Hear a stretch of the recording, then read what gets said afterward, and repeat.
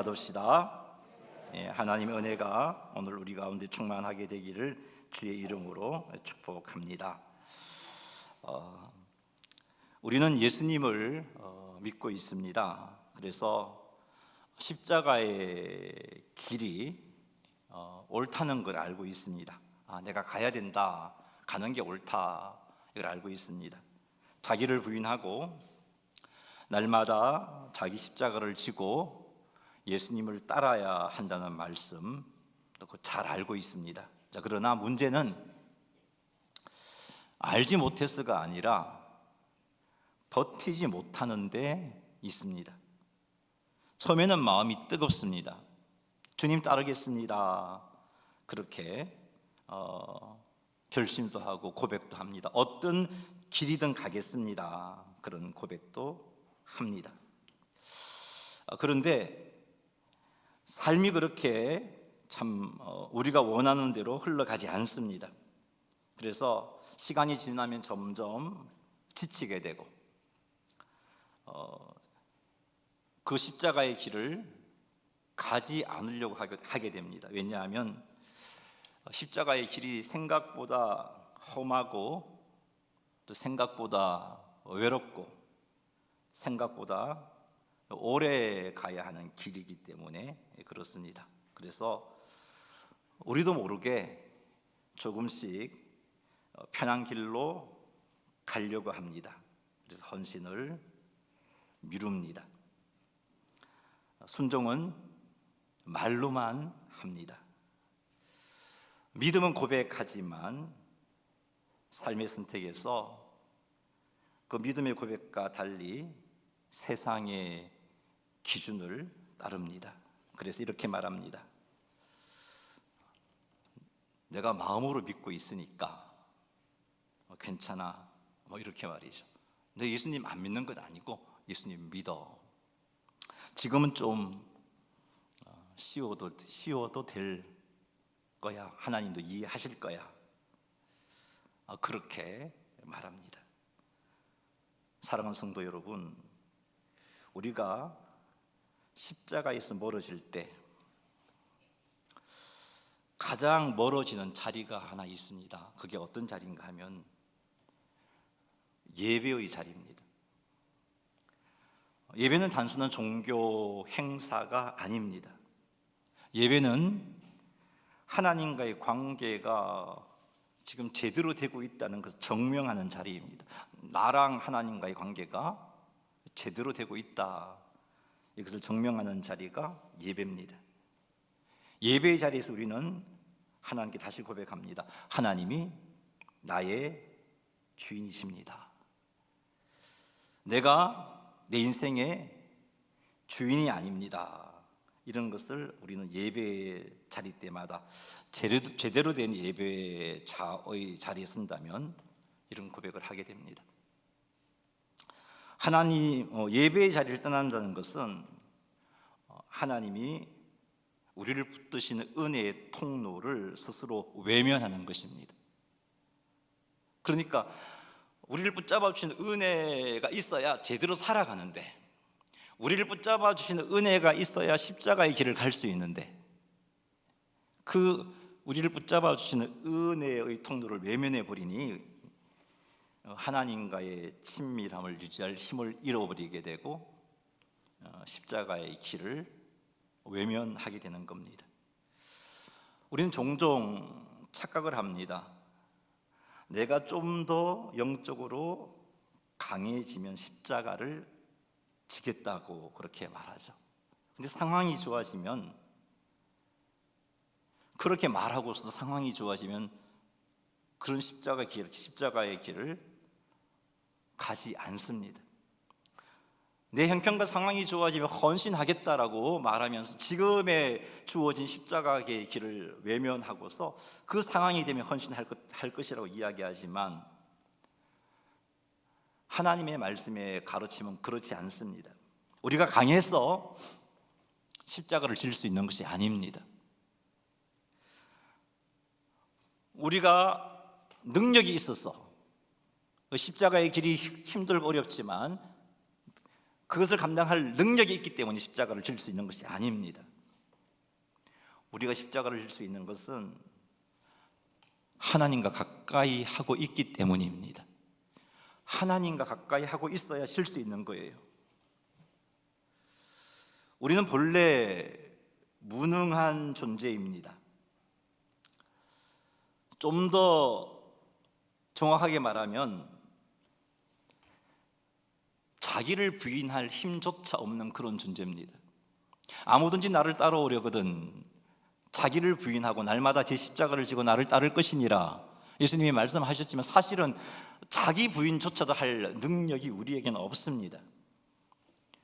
날마다 제 십자가를 질 능력도 없어요. 우리들에게는 없어요, 여러분. 하나님으로부터 은혜를 공급받아야 자기를 부인할 수 있습니다. 목사면 저절로 자기를 부인할 수 있을까요? 천만의 말씀입니다. 목사라 할지라도 하나님으로부터 은혜를 공급받지 못하면 자기 부인 못합니다. 날마다 자기 십자가를 지고 주님을 따를 수 없습니다. 그래서 우리는 제자로서의 삶을 살고자 한다면 다시 예배의 자리로 나아가야 되는 겁니다. 그래야 하나님의 은혜에 붙들린 자가 되어질 수 있고 은혜에 붙들린 자가 되어야 십자가의 길을 갈 수 있습니다. 오늘 예수님의 말씀을 통해서 우리는 먼저 제자의 삶이 어떤 것인가 하는 것을 살펴볼 것입니다. 그리고 과연 우리에게 예수님께서 말씀하시는 제자의 삶을 살 수 있는 능력이 있는지, 그런 능력이 있는지 살펴볼 겁니다. 그리고 예수님께서 말씀하신 제자의 삶을 살기 위해서 우리가 무엇을 해야 하는지 그것도 말씀 속에서 살피겠습니다. 그리하여 2026년도 예수님의 제자로서의 삶을 제대로 살아서 하나님께 영광을 돌리시는 우리 모두가 되기를 주님의 이름으로 축복합니다. 할렐루야. 다시 본문 말씀 한번 읽어보겠습니다. 시작. 또 무리에게 이르시되 날마다 제 십자가를 지고 나를 따를 것이니라. 아멘. 예수님께서 오늘 본문에서 이렇게 말씀하십니다. 아무든지 나를 따라오려거든. 이 말씀에서 우리가 주목해야 할 단어는 아무든지입니다. 이 말씀은 베드로나 요한과 같은 특별한 제자에게 주신 말씀이 아니라는 것을 우리는 이 단어를 통해서 알 수 있습니다. 아무든지. 이 아무든지 단어를 볼 때 예수님께서 주신 이 9장 23절에 언급된 예수님을 믿는 자가 행해야 할 이 일들이 목회자나 선교사 혹은 신앙이 유난히 좋은 사람에게 주신 그런 사람에게만 주신 말씀이 아니라는 것을 알 수 있습니다. 아무든지 나를 따라오려거든 자기를 부인하고 날마다 제 십자가를 지고 나를 따를 것이니라. 이 말씀을 볼 때 이 예수님의 말씀은 예수님을 따르겠다라고 말한 모든 사람에게 예수님께서 주신 말씀이라는 것을 알 수 있습니다. 예수님을 믿겠다고 말한, 예수님을 믿겠다고 고백한 모든 사람에게 주신 말씀입니다. 여러분 예수님 믿으십니까? 그럼 이 말씀은 여러분에게 주신 말씀이에요. 예수님께서 여러분에게 지금 이 말씀을 하시면서 요구하고 있어요. 자기를 부인하라고. 여러분에게 예수님이 말씀하고 있어요. 자기 십자가를 지고 나를 따르라고 말씀하고 있습니다. 자기를 부인하는 게 무엇일까요? 예수님은 우리에게 자기를 부인하라고 말씀하셨는데 자기를 부인하라고 말씀하셨는데 자기를 부인하라는 말씀이 무엇일까요? 자기를 미워하라는 말씀일까요? 자기 자신을 무가치한 존재로 그렇게 여기라는 말씀일까요? 아니면 감정을 억누르고 그렇게 살아라 그런 말씀일까요? 내 제자라면 여러 가지 감정들이 있지만 그 억누르고 살아라 그런 의미일까요? 예수님께서 말씀하시는 자기를 부인하라는 것은 욕망을 조금 줄여라, 자기를 절제하라 하는 그런 정도의 말이 아닙니다. 예수님께서 말씀하신 자기 부인은 자기 자신에 대한 소유권을 포기하라는 말씀입니다. 나에 대한 소유권을 포기하라 하는 그런 말씀입니다. 다시 말해서 나는 더 이상 내 인생의 주인이 아니다, 이거 인정하라는 말씀입니다. 내 인생의 주인이 내가 아니라는 거 인정하라는 것이, 내 뜻을 내려놓고 하나님의 뜻에 복종하라는 그런 말씀입니다. 이게 자기 부인입니다. 주님, 제 인생은 제 것이 아닙니다 하오니 나의 뜻이 아니라 주님의 뜻이 내 인생을 이끌어 가셔야 합니다, 이거 고백하라는 거예요. 주님, 제가 이해되진 않지만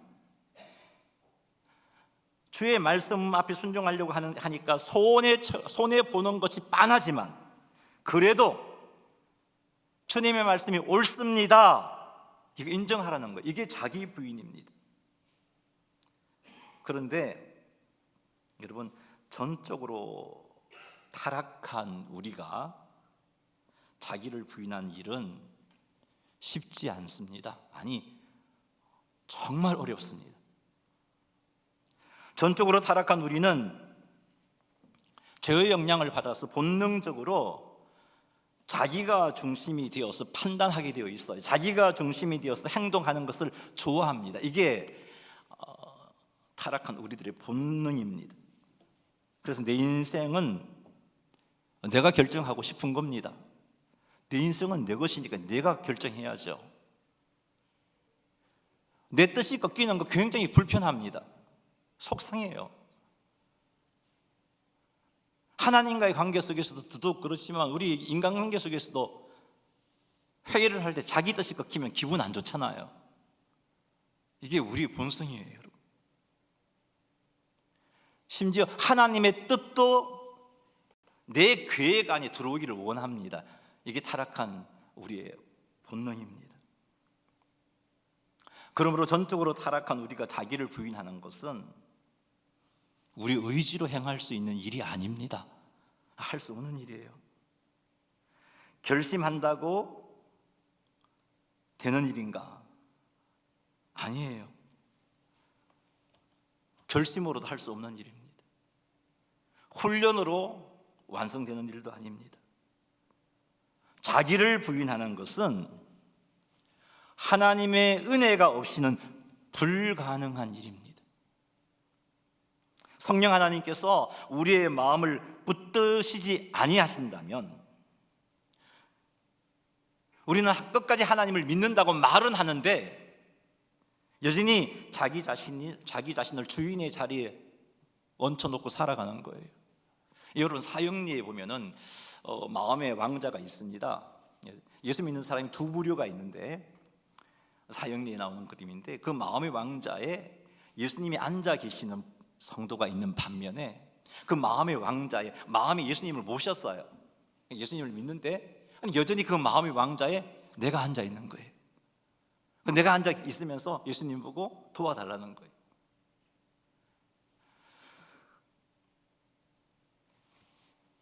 전적으로 타락한 우리들은요, 하나님의 은혜가 아니면 이런 모습, 예수님을 모셨는데 내가 마음의 왕자에 앉아있고 예수님을 부려먹으려고 하는 거예요. 우리 금년에 찬양 가운데 많은 사람이 말하고 그 고백 가운데 점점 이용하려 하네, 그 말이 그 고백이에요, 여러분.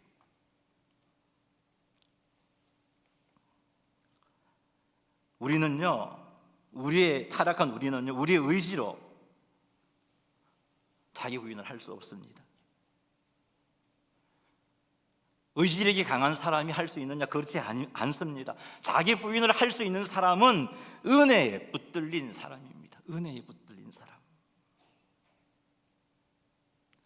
예수님께서는 예수님을 믿는 모든 자들에게 자기를 부인하라고 하십니다. 그렇다면 어떻게 해야겠습니까? 은혜에 우리가 붙들려야 합니다. 은혜에 붙들려야 합니다. 하나님의 은혜에 우리가 붙들려야 예수님께서 예수님을 믿는 우리에게 요구하신 자기 부인을 할 수 있습니다.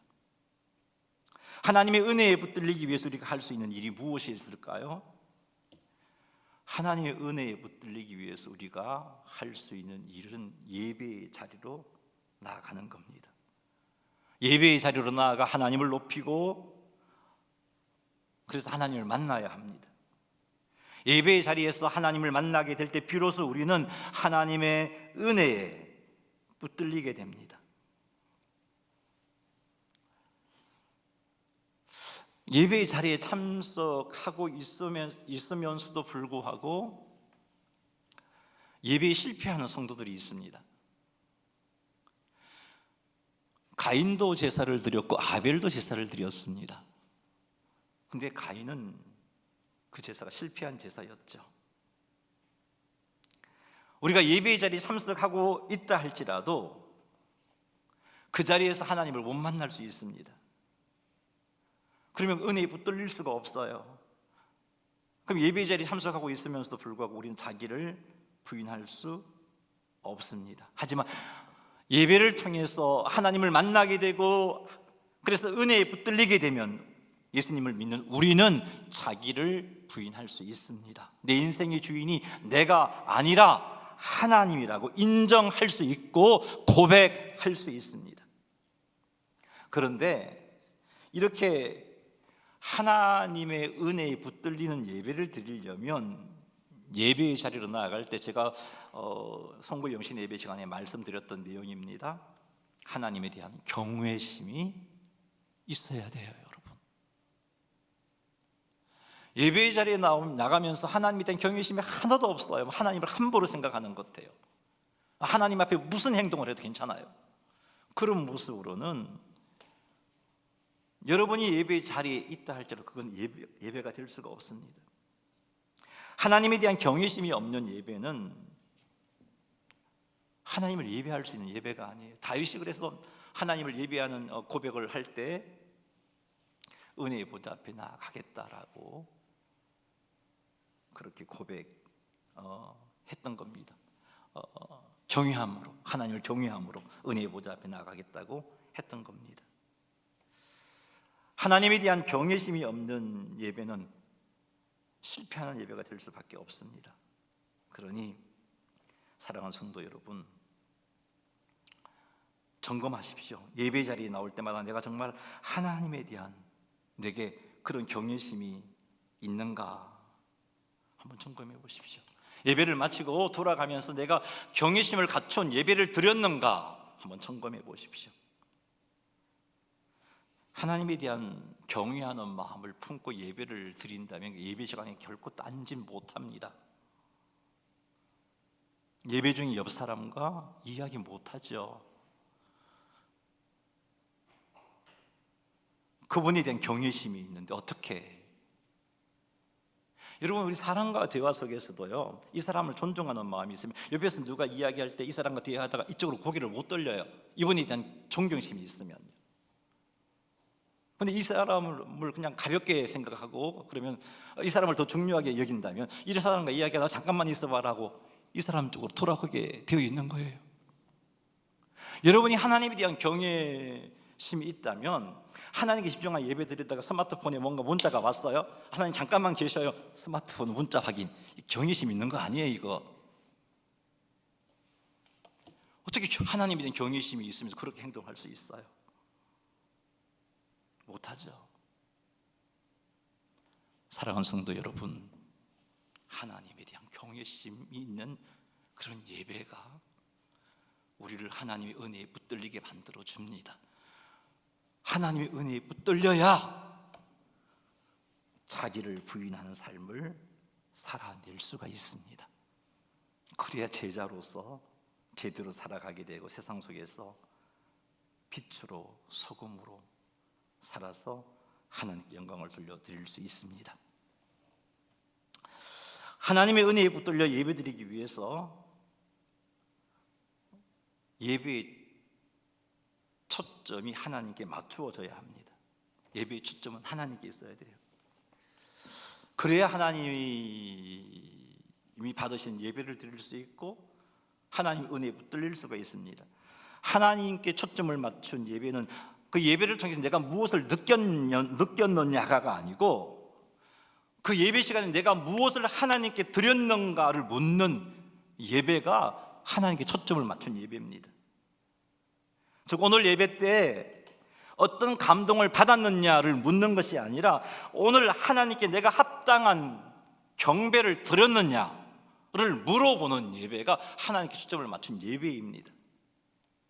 찬양이 은혜로웠느냐를 묻는 것이 아니라 내가 그 찬양을 통해서 하나님께 감사와 영광과 경배를 드렸느냐를 점검해 보는 게 하나님께 초점을 맞춘 예배입니다.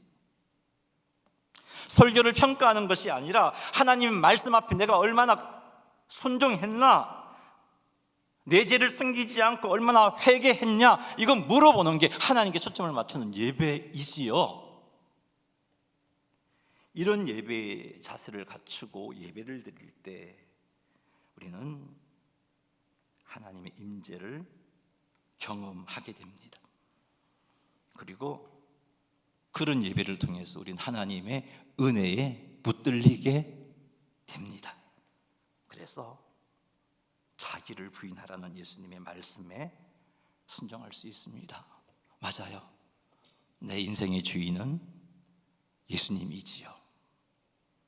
내가 주인 되려고 하지 않습니다.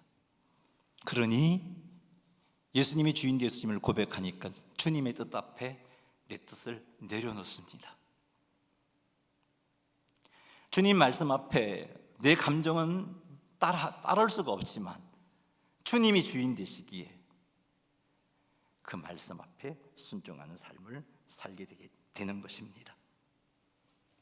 그리고 하나님께 예배드릴 때 그 예배를 통해서 은혜에 붙들리는 그런 결과를 얻고 싶다면 내 감정과 내 생각과 내 의지를 하나님의 말씀과 하나님의 뜻에 복종시키는 그런 예배가 되어야 합니다. 예배드릴 때 내 감정, 내 생각, 내 의지를 가지고 말씀을 판단하지 말고 하나님의 말씀으로 내 감정, 내 생각, 내 의지를 다스리는 그런 예배 말이죠. 내 감정, 내 생각, 내 의지가 따라주지 않는다 할지라도 하나님이 말씀하시면 내 감정, 내 생각, 내 의지를 다스려서 하나님 말씀에 아멘하고 순종하는 예배, 이런 예배를 드릴 때 하나님의 은혜가 우리를 붙들게 됩니다. 사랑하는 성도 여러분, 예배를 통해서 하나님 말씀 앞에 여러분의 감정과 여러분의 생각과 여러분의 의지를 복종시킴으로 하나님께 붙들린 자가 되어서 하나님의 은혜에 붙들린 자가 되어서 자기를 부인하는 삶, 맞아요, 하나님이 내 인생의 주인입니다 라고 고백하는 그런 삶을 살아가시는 성도님들이 다 되시기를 주님의 이름으로 축원합니다. 누가복음 9장 23절 다시 한번 읽어보겠습니다. 시작.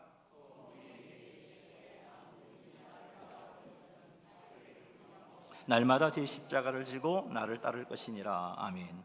예수님을 믿는 모든 자에게 예수님께서 요구하신 두 번째 것이 있습니다. 그것은 날마다 제 십자가를 지고 예수님을 따르는 것입니다. 여기서 말하는 십자가란 단순한 인생의 고난을 의미하는 것이 아니에요. 병든 몸, 어려운 형편, 원하지 않는 환경, 이런 게 자동으로 십자가가 되는 것이 아니에요. 예수님께서 말씀하신 십자가는 예수님을 따르기 때문에 감수하게 된 희생이 십자가입니다. 내가 실수해갖고 고난 당하면서 이건 내 몫의 십자가라고 그렇게 포장하지 마십시오.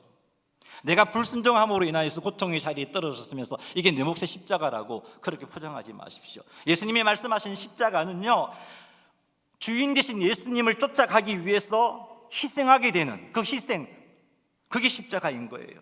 믿음 때문에 손해를 감수하는 선택, 이게 십자가를 지는 겁니다. 순종 때문에 불편해지는 결정을 하는 것, 그게 십자가를 지는 거예요. 예수님을 따르기 때문에 포기해야 하는 것, 이것이 예수님 말씀하시는 십자가입니다. 다시 예배의 자리로 나아가기 위해서 약속을 포기하는 것, 이게 십자가를 지는 거죠. 새벽을 깨우기 위해서 그 단잠을 포기하고, 때로는 그 새벽을 깨운 그것 때문에 하루 좀 힘듦을 감내하는 것, 그게 십자가를 지는 겁니다. 따라서 자기 십자가란 내가 주님을 따르는 것 때문에 겪게 될 희생들을 의미합니다. 그게 자기 십자가예요. 내게 주신 말씀에 순종함으로 겪게 될 손해, 이것이 내 몫의 십자가입니다. 내게 주신 사명을 감당함에 있어서 겪게 될 희생, 이것이 내 십자가입니다. 믿음을 지키기 위해서 겪게 되는 수치와 거절, 이게 십자가입니다. 내 몫의 십자가입니다. 복음 때문에 감수해야 하는 손해, 이게 내 몫의 십자가입니다. 주님의 몸된 교회 때문에 맡은 섬김이 부담이 되지만 그 시간도 바쳐야 되고 물질도 바쳐야 되고 열정도 희생해야 되는 이런 희생, 이게 바로 내 몫의 십자가인 거예요. 자기 십자가를 지고 나를 따르라 그랬어요. 근데 여러분, 나는 내 십자가를 지고 헌신했어요. 근데 내 한편으로 내 한편 마음 한쪽 구석에서는 왜 안 알아주지? 왜 안 알아주지? 그래서 그것에 섭섭해서 그 부분이 채워지기를 몸부림치고 채워낸다면 제대로 십자가를 지고 따른 것이라고 할 수 없습니다. 우리 예수님은, 예수님을 믿는 우리에게 날마다 제 십자가를 지고 나를 따를 것이니라 라고 말씀하고 계십니다. 예수님을 믿는 모든 자들에게, 베드로와 요한과 같은 사도에게 주신 말씀이 아니고 목사와 선교사와 같은 신앙의 어떤 특별한 열정을 가진 자들에게 주신 말씀이 아니고 우리 모두에게 자기 십자가를 지고 날마다 자기 십자가를 지고 예수님을 따르라고 하셨습니다. 이것이 바로 제자의 삶입니다. 이것이 바로 성도의 삶입니다. 그런데 사실 십자가가 부담이 됩니다. 그렇잖아요. 때로는 두렵기도 합니다. 때로는 그래서 내려놓고 싶어요. 왜 우리 교회는 사람이 일꾼이 적고 왜 내만 이거 자꾸 감당해야 되나, 그런 마음도 들기도 하고, 그럼 막 내려놓고 싶어요. 전적으로 부패한 우리는 날마다 자기 십자가를 지고 예수님을 따르는 것이 참으로 어렵습니다. 굳은 결심으로 자기 십자가를 지고 예수님을 따를 수 있는 것 아니에요. 물론 어느 정도 할 수는 있어요. 결심 갖고. 그런데 나의 의지, 나의 결심만으로 날마다 자기 십자가를 지고 예수님을 따르는 그 일은 할 수 없습니다. 한두 번은 할 수 있을런지 몰라도 날마다 할 수 없습니다. 이것도 우리가 하나님의 은혜에 붙잡힌 바 되어야 할 수 있는 일입니다. 우리가 하나님의 은혜에 붙잡힐 수 있는 가장 좋은 방법, 앞에서도 말씀드렸잖아요. 예배를 통해서 하나님을 만나는 겁니다. 예배를 통해서 하나님을 만날 때 하나님은 나의 연약함을 붙잡아 주십니다. 예배를 통해서 하나님을 만날 때 하나님의 은혜가 나를 붙잡아 주십니다. 내가 내 십자가가 너무 버겁고 부담이 되어서 참 내려놓고 싶은데, 예배를 통해서 하나님을 만나게 되면 하나님의 그 크신 사랑이 다시 나로 하여금 십자가를 지게끔 힘을 주는 겁니다. 그 크신 사랑에 감격해서 다시 내 십자가를 지게 되는 것입니다. 그런데 예배에 대한 우리의 생각이 올바르지 못해서 예배에 실패할 때가 많습니다. 예배는 하나님께 영광을 돌리는 시간인데 예배를 통해서 하나님께 은혜 받는 것에 초점을 맞추고 있어요. 은혜는 온전히 하나님을 예배할 때 주어지는 결과이지 예배의 목적이 아니에요. 예배의 목적은 하나님께 영광을 돌리는 거예요. 하나님께 초점이 맞춰져야 되죠. 근데 이 예배의 초점이 하나님께가 아니고 은혜의 초점이 맞춰져 있으니까 은혜를 받을 수가 어려운 거죠. 그래서 우리 예배에 실패하게 되고, 예배를 통해서 은혜를 받지 못하니까 점점 예배를 사모하지 않게 됩니다. 그러다 보니까 예배 드리는 시간이 줄어들어요. 하나님의 사랑을 체험하고 십자가의 은혜를 깨닫고 감격했을 때는 막 교회 나가고 싶었어. 모든 공예배도 참석했는데 온전한 자세로 예배를 드리지 못하다 보니까 은혜에 사로잡히지 못하고, 그러다 보니까 피곤하고 지치고 바쁘고 이런저런 이유로 예배가 줄게 됩니다. 예배가 점점 줄어요. 이런 상태로는 날마다 자기 십자가를 지고 나를 따를 것이니라 하신 예수님의 말씀이 부담이 될 수밖에 없어요. 부담이 됩니다. 두렵고 어렵습니다. 그래서 자기 십자가를 지고 예수님을 따르는 것을 외면해버려요. 하나님도 이해하실 거라고. 내가 얼마나 힘든데, 내가 얼마나 바쁜데. 사랑하는 성도 여러분, 예수님을 믿는 우리에게 예수님께서 자기를 부인하고 날마다 제 십자가를 지고 예수님을 따르라고 말씀하십니다. 예수님의 이 말씀에 순종할 때 우리는 세상이 감당하지 못하는 그리스도인이 되는 거예요. 세상이 감당하지 못하는 그리스도인. 세상이 감당하지 못하는 그리스도인이 되면은요, 우리를 통해서 세상이 거룩한 영향을 받습니다. 성도들이 세상이 감당하지 못하는 그리스도인이 되면 그리스도의 향기를 발할 수밖에 없습니다. 세상 속에서 구별된 삶을 살게 됩니다. 그리하여서 예수님께서 우리를 세상의 빛과 소금으로 세우셨는데 세상의 빛과 소금으로서의 사명을 온전히 감당하게 되고 점점 예수님을 닮아가게 되는 겁니다. 이런 삶을 사는 성도는 참된 샬롬을 누립니다. 평강을 누립니다. 비록 환경이 힘들어도 소망 가운데 이 샬롬이 있기 때문에 인내할 수 있습니다. 십자가가 왜 안 힘들겠어요? 힘들지요. 하지만 주님 주시는 샬롬과 기쁨이 있기 때문에 인내하게 되고, 그래서 행복한 그리스도인의 삶을 살아갈 수 있게 됩니다. 그러니 예수님의 말씀에 순종하여 자기를 부인하고 날마다 제 십자가를 지고 예수님을 따르는 삶을 사시기 바랍니다. 두렵다고 외면하지 말고, 많이 힘들고 험한 길이라고 주저앉지 말고, 말로만 주님 사랑한다고 하지 말고 다시 십자가의 길을 걸으시기를 바랍니다. 다시 십자가의 길을 걷기 위해서 우리는 다시 예배의 자리로 나아가야 합니다. 여러분의 예배를 한번 점검해 보시기 바랍니다. 나의 예배가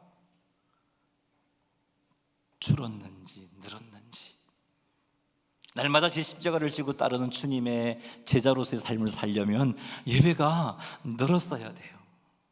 그래서 우리 적어도 최소한 이렇게 한번 살아보자는 게 우리 금년도 실천 사항이에요. 가정 예배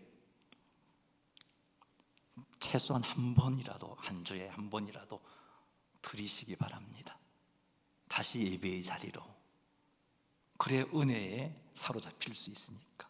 그리고 포기했던 공예배, 바빴어, 피곤했어, 힘들었어, 포기했던 공예배, 귀찮았어, 그 공예배를 회복하시기 바랍니다. 그래서 2025년보다 적어도 공예배 한 번 더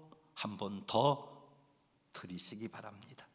그리고 한 달에 적어도 4번은 새벽 기도를 깨웠으면 좋겠어요. 제 욕심은 장로님들이 매일 새벽 기도를 했으면 좋겠는데, 우리 중직자들이 매일 그렇게 했으면 좋겠는데, 그러려면 아예 포기할 것 같고 한 달에 4번이라도 새벽을 깨우셨으면 좋겠어요. 이렇게 하여 우리 모두가 자기를 부인하고 날마다 제 십자가를 지고 예수님을 따르는 자가 되시기를 바랍니다. 이렇게 하여 다시 십자가의 길을 걷는 성도님이 되시기를 주님의 이름으로 축복합니다. 사랑하는 성도 여러분, 예수님은 오늘 우리에게 말씀하십니다. 자기를 부인하고 날마다 자기 십자가를 지고 나를 따르라. 오늘 박승열 목사를 통해서 예수님이 여러분에게 말씀하고 계십니다. 그 길이 얼마나 외롭고 험한 길인지 우리 주님은 다 알고 계십니다. 잘 알고 계십니다. 왜 모르시겠어요? 우리보다 먼저 그 길을 걸으신 분인데, 십자가의 고통 먼저 당하신 분인데, 사람들의 조롱을 당하셨고 제자들의 배신을 당하셨고 홀로 느껴야 했던 하나님으로부터의 단절 다 겪으신 분이에요. 왜 모르시겠어요? 우리에게 날마다 제 십자가를 지고 나를 따를 것이니라고 하신 그 예수님께서 그 길이 얼마나 힘들고 어렵다는 것을 모르시겠어요? 다 아신단 말이에요. 그분은 그 길을 가셨기 때문에. 그러기에 우리 주님은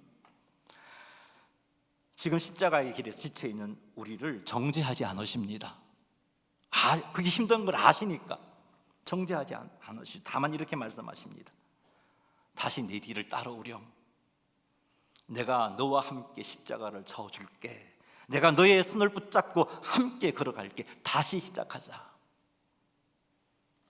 사랑하는 성도 여러분, 우리 주님은 우리가 조금도 실패하지 않고 완벽하게 자기를 부인하고 완벽하게 자기 십자가를 지고 주님을 따르는 것을 원하시는 것이 아니에요. 넘어져도 실패해도 지쳐도 포기하지 않고 다시 일어나 예수님의 뒤를 따르는 그것을 원하시는 것이. 왜 넘어졌니? 그렇게 꾸짖고 정죄하시려고 하시는 게 아니고, 아니까, 그 길이 얼마나 힘든 걸 아니까, 그것이 우리 힘으로 감당할 수 없는 일인 걸 잘 아시니까, 넘어질 수 있다는 것도 알고 실패할 수 있다는 것도 알고 지칠 수 있다는 걸 아시니까 다시 용기 주시고 다시 일어나 예수님을 따르라고 위로해 주시고 격려해 주시고 힘 주시는 겁니다. 그러니 사랑하는 성도 여러분, 힘든 길이지만 다시 십자가의 길을 걸으시기 바랍니다.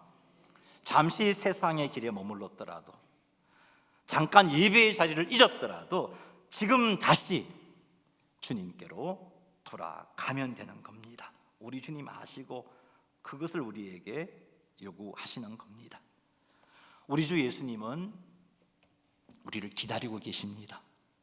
예배의 자리에서 은혜 주시려고, 우리들로 하여금 은혜에 붙잡히게 하시려고 기다리고 계십니다.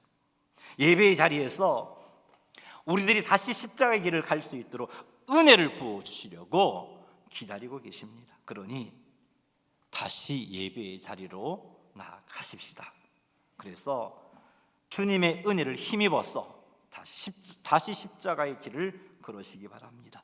그 십자가의 길 끝에는 반드시 부활의 영광이 우리를 기다리고 있고 생명의 면류관이 우리를 기다리고 있습니다.